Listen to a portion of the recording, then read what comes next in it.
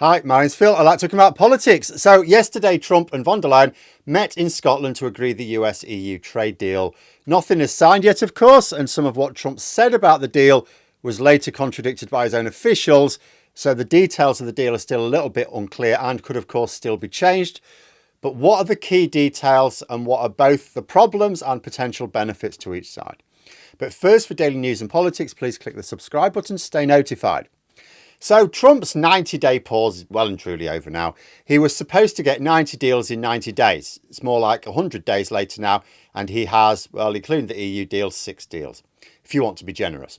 This includes the UK deal, which is actually just a mutual tariff reduction deal, although there are still talks on something more substantial, which may never happen because Trump doesn't like our prioritisation of the EU deal.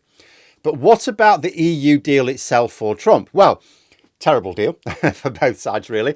It's better for both sides than the alternative, which is if this had dragged on into next month, would have been 30% tariffs on EU goods, which would have destroyed European trade on its own with the US. And it avoids the EU not only having to levy its own counter tariffs, which would have triggered higher tariffs from Trump, but also unleashing the US tech giant sinking measures that I discussed last week. So neither Trump nor the EU wanted this agreement to fall short. But the conditions are still bad for both sides. It's just that Trump doesn't see it. The tariffs alone are really bad for the EU because it will obviously reduce the capacity for European businesses to export to America, which is a huge market, as they have been doing. It's also very bad for America because it's raising the cost of imports and because there will presumably be fewer imports, encouraging domestic American producers to raise their prices to take advantage of the scarcity. It's calculated that the tariffs would raise about $90 billion if trade carried on at the same volumes. Now, trade's not going to carry on at the same volumes, so it won't raise $90 billion. But let's say it did. Who pays that $90 billion? American consumers. That's just piled onto inflation. For the EU, it suppresses trade. For the US, it raises inflation. It's really how that looks at it. Given that inflation has been a huge government killer worldwide over the past couple of years, it's an absolute marvel to see an advanced economy actively pursuing trade policies which are literally designed to increase inflation. Cannot describe in clear enough detail just how crazy Trump's thinking is on this one. His chief complaint, remember, is what he sees as an imbalance of trade. For example, the EU sells more to the US than it buys from the US in both goods and services. Trump sees this as a problem, but where his logic fails is his response is to levy high tariffs. This would have the effect of reducing what the EU can competitively sell to the US. So, assuming the EU don't retaliate, he balances those figures out. Okay, so he's going to close the gap with these tariffs, right? So he sees that as a good thing. Oh, well, I'm reducing this gap. But what's clearly missing from his thinking is, how does this help America? Does America care that it buys a load of stuff from abroad? No, it's a consumer market. It wants to buy things from around the world. What helps America is selling more elsewhere. Does this help America sell more to the EU? No, it does the opposite. Because if EU businesses can't sell as much to America, they make less money themselves. And that's less money to spend on imports, including from America. So all the USA gets out of it is higher inflation, less choice for themselves, and zero extra sales abroad. Might even be lower sales abroad. Can't be said enough. Man's an idiot. However, Trump loves his tariffs and despite having been burned a few times by the scale of them, has nonetheless continued to be loyal to them as a tax-raising measure. There was a time when the EU would never have accepted this deal. 15% is still bad for a lot of EU-based businesses. They would have wanted 10%, but they'd clearly worked out that 10% was utterly impossible. In Trump's head, 10% is for the countries that aren't screwing America over. So the only way to get 10% appears to be where America doesn't have a trade deficit with you, for which the EU would have to be spending an extra €500 billion a year on American goods, which is ridiculous. So various leaders, they've agreed that stability and maintaining cordial relationships with Trump, particularly with Russia's aggression in their minds, is enough for now. Or at least it's the best they can get when dealing with a madman with a pickled walnut for a brain. Von der Leyen did say that the deal would give the EU increased access to the American market. There's also a sense in which the EU might be better. They might get better trade elsewhere as well. After all, if Trump was only pursuing his trade war with the EU, if this was just purely about the EU, this deal would just be terrible for them. But because Trump is imposing these minimum tariffs on almost every country in the world, and quite high ones on all of his major trading partners so far, there is an opportunity for the EU to forge closer trading ties with other major markets as they look to diversify from the chaotic America. You know, there's a real sense of needing stable trading partners, and of the big three markets in the world, the USA, China and the EU is the one that plays the fairest. But this will not be a net benefit. The net impact of these tariffs and this deal is bad compared to what they had at the start of 2025.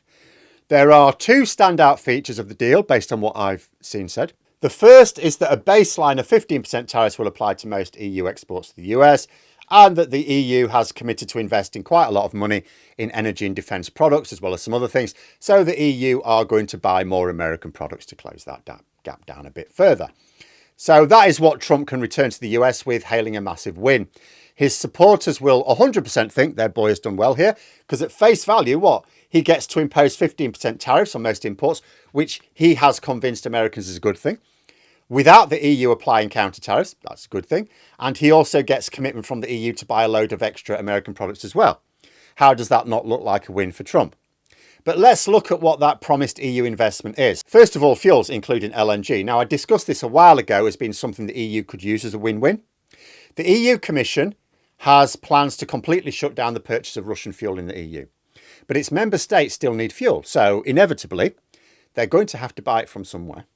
The only obvious place is the United States. Anywhere else, and you're basically just buying Russian fuel anyway, travelling a different route. So the EU were wanting to purchase more fuel supplies from the USA in order to shut down Russia from the European market. So this does not look like any great concession from the EU, but it is one Trump can sell as a win back home. The EU are also committing to buy more defence equipment. Again, this was already going to take place.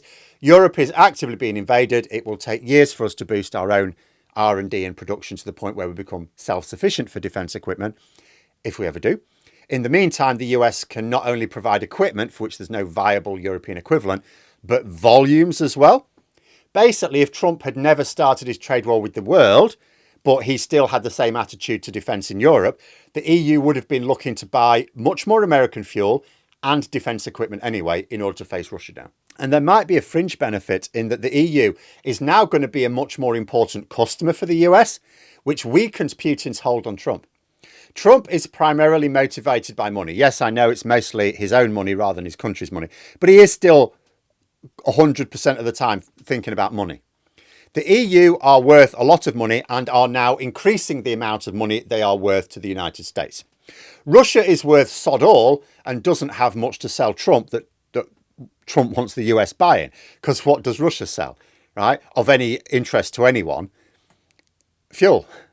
Well, Trump doesn't want America importing even more fuel. But there are still serious problems with this deal. One of them is for Ireland. The deal is quite bad for Ireland in two ways. The first is the obvious one. Irish exporters depended upon the American market really quite strongly. They're going to have to swallow 50% tariffs. Now, there was talk that, say, alcohol and pharmaceuticals could be exempted. That would be good for Ireland. However, despite Trump suggesting that there was a carve-out for pharmaceuticals, his own officials later said, no, they're going to be subject to the tariffs. I've not seen anything on alcoholic products yet. So although some individual EU member states might end up with a lighter touch, depending on which products turn out to be exempted when we get the details, doesn't look like Ireland's going to be one of them. Second problem is the blow to post-Brexit free trade within Ireland. Applying these tariffs is now going to be messy. For most goods, someone exporting from Northern Ireland has 10% tariffs. Someone from the Republic of Ireland, 15%. And it's not just a commercial disadvantage for exporters in the Republic of Ireland, but how anal will the US authorities be about the paperwork to prove that goods from Northern Ireland didn't actually just originate from the rest of Ireland? Depending on the detail, it might be that some Irish businesses can pull a fast one and trade through Belfast, the USA, or that Northern Irish businesses get hit with more onerous paperwork to make sure this isn't happening. I wonder if the hope is just that Trump starts to adjust the tariffs back down as inflation bites in the US. If we look ahead to the next year, It is possible that if the Republicans look like getting killed in the midterms and the cost of living crisis is worsening because of Trump's trade policies, that Congress will lean on him to stop being so idiotic. I know some think he'll be subverting the midterms, so we won't care about them, and indeed he will attempt to. But he won't be cancelling them, he can't do that. He will just suppress the vote of demographics who are not traditional Republican voters at most, to try and just, you only have to tilt the balance a little bit to stack the odds massively in favour of Republicans. But he still needs some people to vote, and nobody likes cost of living struggles. The EU seemed to be taking this as a case of closer trade was never on the cards with Trump, so stability was the only prize obtainable, which is what they get.